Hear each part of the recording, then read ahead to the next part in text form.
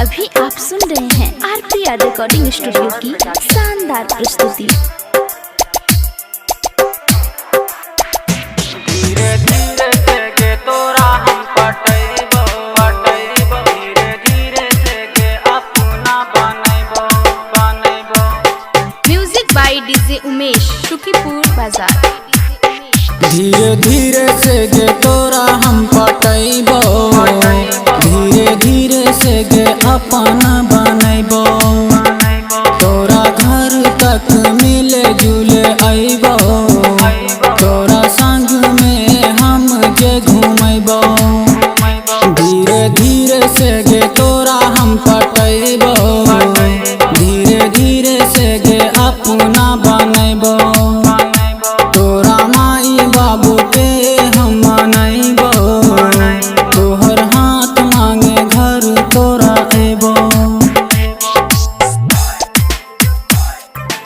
Mix by RPR recording studio, सर्दी सुंदरपुर। धीरे धीरे से गे तोरा हम पटैबो धीरे धीरे से गे अपना बनैबो। Music by DJ Umesh, Shukipur बाजार। जहिया से देखा हम तोरा गे नहीं नीक लागे,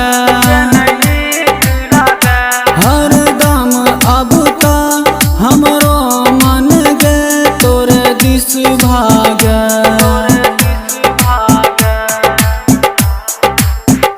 जहिया से देखलौ हम तोरा गे नहीं नीक लागे,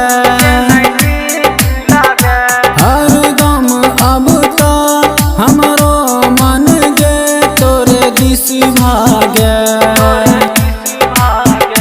हम शादी अब तोरे से करबो, बारात लेके घर तोरा अइबो।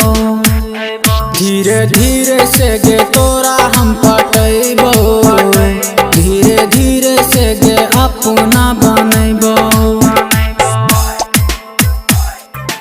Mix by RPR recording studio, सर्दी सुंदरपुर। धीरे धीरे से गे तोरा हम पटैबो धीरे धीरे से गे अपना बनैबो। Music by DJ Umesh, Shukipur बाजार। अब नहीं कर तू सुन गे गोरी हमारा माना,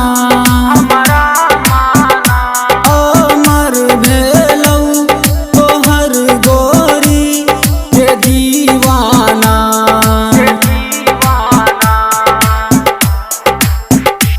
अब नहीं कर तू सुन गे गोरी हमारा माना,